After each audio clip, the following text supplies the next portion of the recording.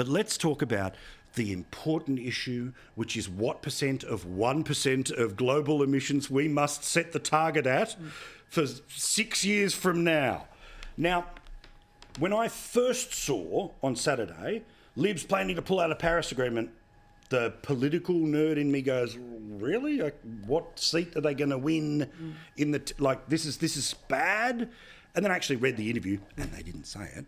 It had just been sort of whipped up and turned... How outrageous. Yeah, let's change the subject, right? But we've now got to the place where Peter Dutton says, well, surprise, surprise, the policy we took to the last election, which is we don't agree with 43%, will be our position after the next election. Yet the Prime Minister, desperate to change the subject from many months of failure, is trying to pretend that the climate nasties are back inside the Liberal Party.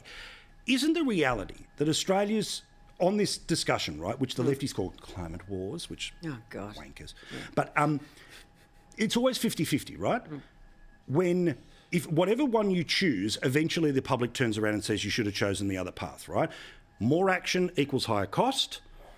Lower cost equals less action. Well, surprise, surprise, in cost of living, I know which one they're going to pick. Absolutely. Lower cost. Absolutely. And the reality is, and this is where Peter Dutton's leadership is so strong in this area, and he's continuing to really show himself as the alternate Prime Minister, because he's being honest with the Australian people. And I know this might seem outrageous to some people, but the reality is we are getting nowhere near the targets, and we are chasing an ideology under Bown and Albanese.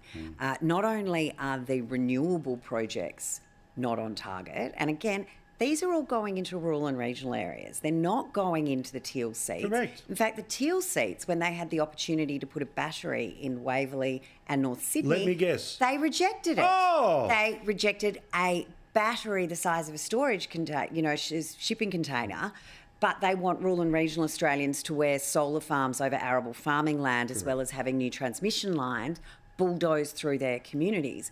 But so the transmission lines are way behind schedule, the renewable projects are way behind schedule, and to say no coal, no gas, no nuclear, there's no way we're keeping the lights on. And what, Peter Dutton is saying is we need an honest approach, we need a real discussion, and we are not going to do anything to our economy that removes productivity and any advantage that we have, and to make sure that families can pay their power bill. I mean, that's a novel idea. Correct. But the issue, of course, Sam, is that there are certain people who, as I said, in this religious-like thing, there is a number that must be achieved, and the number should be bigger than any number we've previously had in the past, because if Australia doesn't do our bit, then we're all of that, right?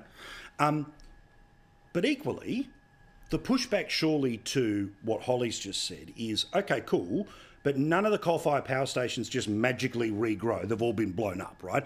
We've made a choice. We've gone on a path. The Dutton position is, well, cool, we can pull back and there's another path over here. But either of these paths are going to be very expensive. That said, we've got the Prime Minister pretending that he's still running against Scott Morrison, that he's running against the guy who hasn't signed Net Zero 2050, that isn't going to Glasgow, all of this crap. And I just wish Albo would work out that he's got an opportunity to lead a conversation, but if he wants to just keep fighting the 2022 election, he's going to get a kick in the bum at some time. Sure, but what's Peter Dutton's policy? What's the number? Okay, so we're pulling 34 was their one at the last federal election. But he hasn't said that. But what does it, but he what hasn't does it said that. matter? But honestly, what does it matter? Sure. If you agree on the destination, what's the point of the journey? What does it matter what the number is? Let's be honest with the Australian people.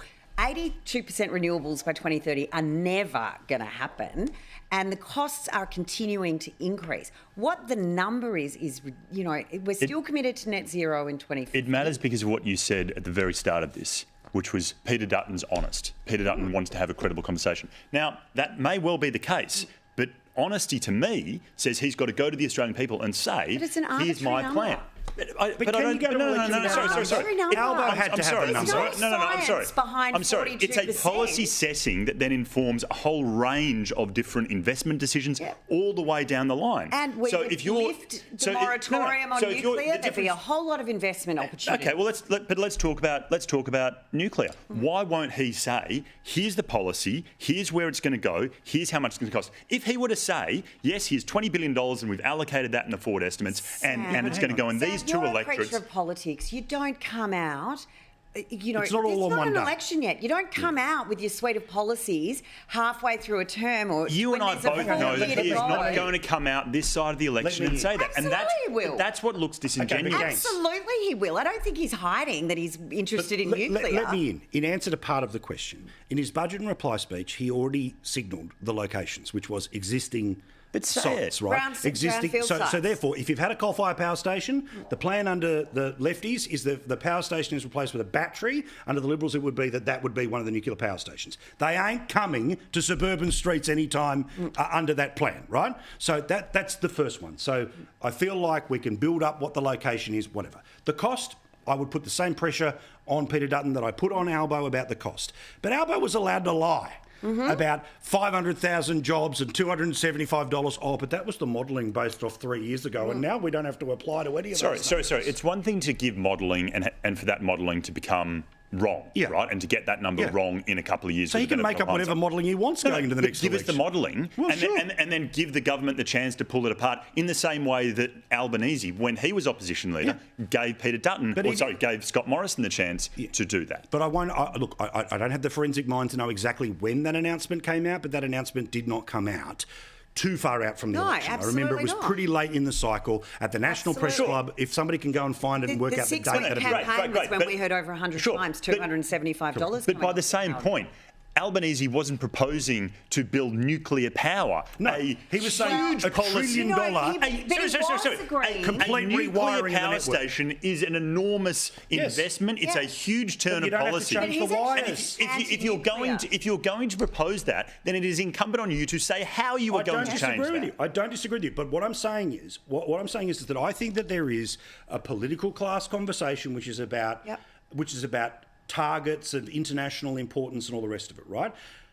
Is that a completely irrelevant conversation of which you should never answer the questions? No. But the question that I think is playing out for Australians is the one that existed in polling in 2022 and many years prior, right? Which was the choice between action versus cost, all right? At this cycle, cost is all well and good if your interest rates are close to zero, but when your interest rates have gone up 12 times, cost becomes a different issue.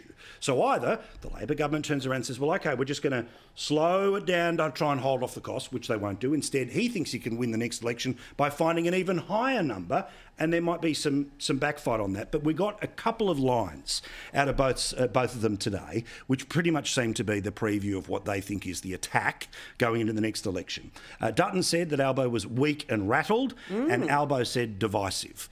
Now, whichever one of those ends up getting into your perceptions, if it's weak and rattled, what it means is that every time the government makes an announcement, it looks like they're making it out of desperation, like Queensland, or divisive is, well, by opposing everything that we do, then they don't have any plan for the future. Obviously, you can both argue your corners on that, but we're starting to see these hits that are sort of election-level hits at a point in time when we're being told election is next year, but it could be as early as August. What does it say to you that they've honed the hits now so that when people argue at the barbecue, they can say, weak and rattled, and then somebody says, divisive, weak and rattled, divisive. And then somebody says, can't we all just get along and have a better politics? They're the teals. Tell them to go home. They're boring. Oh, God, yeah. Don't invite but what does it them say to to you? dinner As party. political animals, what does it say to you? I think we're probably headed to an election at the end of this year is looking increasingly more likely. I think that's for a whole raft of reasons, including it doesn't look like we're going to get an interest rate cut this year, and we may not get one to the middle of next year. So they're very unlikely to get one before going to the election. So why not go early?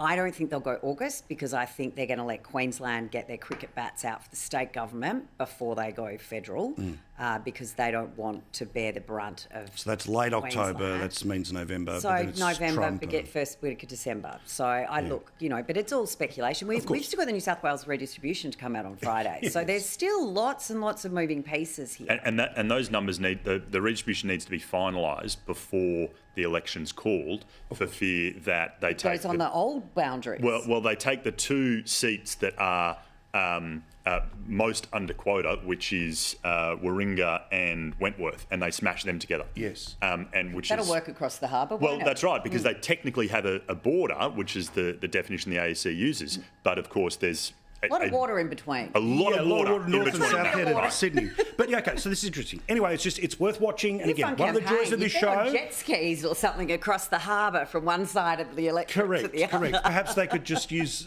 I won't say that. Oh God, can you imagine though? Two teals having their seats smashed together. It'll be a Can we battle imagine royale. the Allegra? Aren't there two teals that want a job share in Melbourne? Maybe they could job share. Their seat got abolished. Oh. That was Deakin. Damn it. No, that's gone. Higgins. Oh, sorry, Higgins. Yeah. Yes, correct. Right, So they can still keep They going. can still do it.